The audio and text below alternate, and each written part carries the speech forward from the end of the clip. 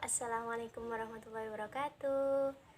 Kami dari tim eksekutif Universitas Islam Lamongan. Perkenalkan, saya Lucinda Kurnianing Dewi dan ini rekan saya, Maslatul Ummah. Kami di sini akan menjelaskan mengenai riset kami tentang kompetisi analisis kasus bidang manajemen operasional. Pembangkit listrik tenaga sampah Putri Cempo merupakan inovasi terbaru di Indonesia. Inovasi ini terbentuk karena untuk penguraian sampah yang dihasilkan masyarakat. Semakin hari, masyarakat menghasilkan sampah semakin bertambah, yang mengakibatkan kelebihan kapasitas pembuangan akhir. Seperti yang telah diungkapkan oleh Dinas Lingkungan Hidup Kota Solo, bahwa pada bulan puasa tahun 2021, sampah yang dihasilkan sebesar 27,67% per hari, dan itu lebih banyak dibandingkan bulan-bulan sebelumnya.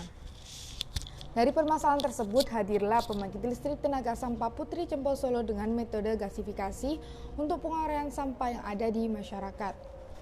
Metode ini telah disesuaikan dengan komposisi sampah di Indonesia, yaitu 57% sampah organik, 16% sampah plastik, 10% sampah kertas, 17% sampah logam, kain tekstil, karet, kaca, dan lain-lain. Metode gasifikasi plasma digagas untuk mengatasi masalah sampah perkotaan menjadi tenaga listrik. Gasifikasi plasma itu mengubah material sampah organik menjadi sintetik gas yang kemudian digunakan sebagai bahan bakar dalam pembakaran untuk menghasilkan listrik. Selanjutnya kita akan membahas analisis SWOT metode gasifikasi pembangkit listrik tenaga sampah Putri Cempo Solo. Pertama, yang kita bahas adalah strength atau kekuatan. Kekuatan dari metode gasifikasi ini adalah dapat mengurangi penggunaan bahan bakar fosil. Pada proses gasifikasi, bahan baku akan dikondisikan dengan kondisi terbatas oksigen. Hasil dari proses gasifikasi adalah gas yang dapat dikonversikan menjadi energi panas dan energi gerak atau energi mekanik. Teknologi gasifikasi merupakan bahan bakar organik berupa biomasa, sehingga tidak mencemari lingkungan dan sangat efektif untuk menekan jumlah sampah yang semakin hari semakin meningkat. Dan mampu menghasilkan produk gas yang konsisten, yaitu karbon monoksida, karbon dioksida, hidrogen, metana, dan gas-gas lainnya yang dapat digunakan sebagai pembangkit listrik. Selanjutnya, mampu mengubah sampah yang bernilai rendah menjadi produk yang bernilai tinggi, dan mampu untuk mengurangi jumlah sampah padat. Yang kedua, kita akan membahas tentang weakness atau kelemahan dari metode gasifikasi. Kelemahannya adalah proses gasifikasi menghasilkan gas terkondensasi yang dapat menyebabkan masalah, yaitu tar. Sebelum diolah dengan metode gasifikasi, sampah kota harus dikeringkan terlebih dahulu karena mengandung kadar air di atas 30%. Indonesia memproduksi sampah organik lebih besar daripada sampah lainnya, dan sampah organik mengandung kadar air yang tinggi sehingga dapat menurunkan nilai kalor bahan baku. Yang ketiga, kita akan membahas tentang opportunity atau peluang. Peluang dari metode gasifikasi ini, metode gasifikasi banyak digunakan di negara-negara maju seperti negara Jepang dan negara Amerika Serikat, sehingga metode ini banyak diminati oleh negara-negara lainnya, tak terkecuali yaitu Indonesia.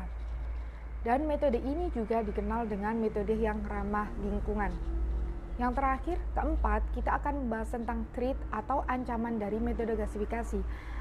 Ancaman dari metode ini yaitu berupa hambatan yang telah diterapkan di Indonesia adalah proses pengeringannya yang lama, karena jumlah sampah yang dihasilkan di Indonesia mengandung kadar air yang tinggi.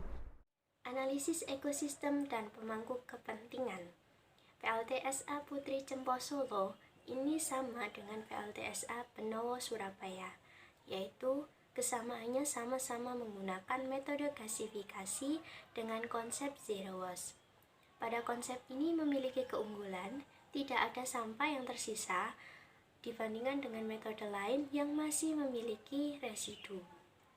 Kemudian, dengan adanya PLTSA ini digagas mampu menghasilkan listrik ramah lingkungan Dan dengan adanya PLTSA ini memberikan keuntungan bagi para pemangku kepentingan. Para pemangku kepentingan tersebut berdasarkan riset Rose Wulandari pada tahun 2018, yaitu menggunakan kuesioner dan wawancara yang secara mendalam. Pemangku kepentingan tersebut diantara lain yang pertama, PT Perusahaan Listrik Negara PLN, dan PT Solo Citra Metro Plasma Power sebagai key player.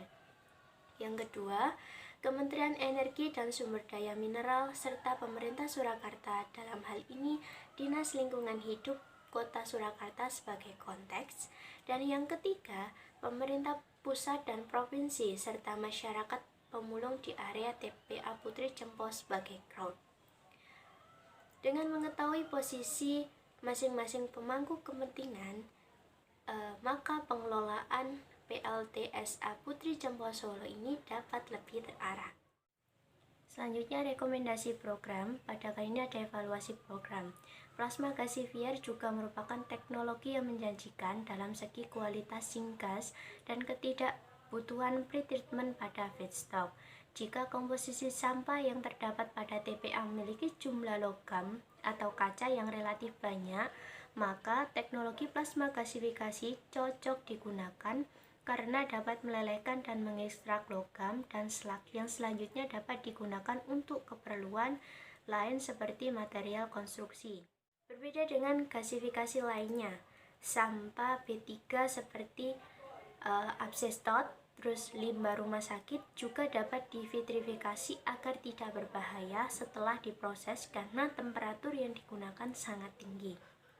Namun, pengomersialisasian teknologi ini kurang bagus karena sistem ini tidak modular, maka hanya cocok untuk skala kecil. Selain itu, plasma gasifier membutuhkan daya listrik yang besar. Selanjutnya kita akan membahas mengenai economy of scale. PLTSA di Putri Cempo Solo ini ditargetkan sekali beroperasi menghasilkan biokar sebanyak 135 ton per hari dengan pembakaran sampah 450 ton per hari, yang mana ini nantinya bisa dimanfaatkan sebagai produk pertanian yang berbahan dasar biokar. Dapat diketahui bahwa biokar berfungsi sebagai pemena tanah pertanian dan kehutanan.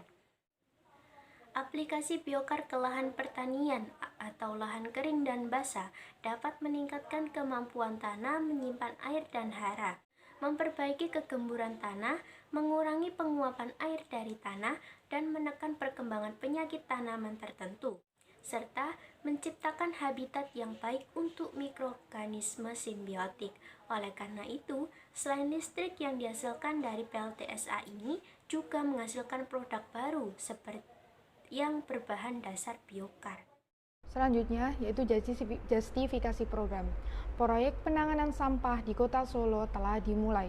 Direktur PT Solo Citra Metro Plasma Power Elan Suherlan sebagai investor menjelaskan, pengelolaan sampah 405 ton itu akan dikelola setiap hari dan akan menghasilkan biokar sebanyak 135 ton per hari. Pembangkit ini akan menghasilkan listrik 10 MW untuk disalurkan ke jaringan nasional. Investasi proyek ini sekitar 330 miliar rupiah dengan menargetkan break-even point yang dicapai dalam 8 tahun pertama.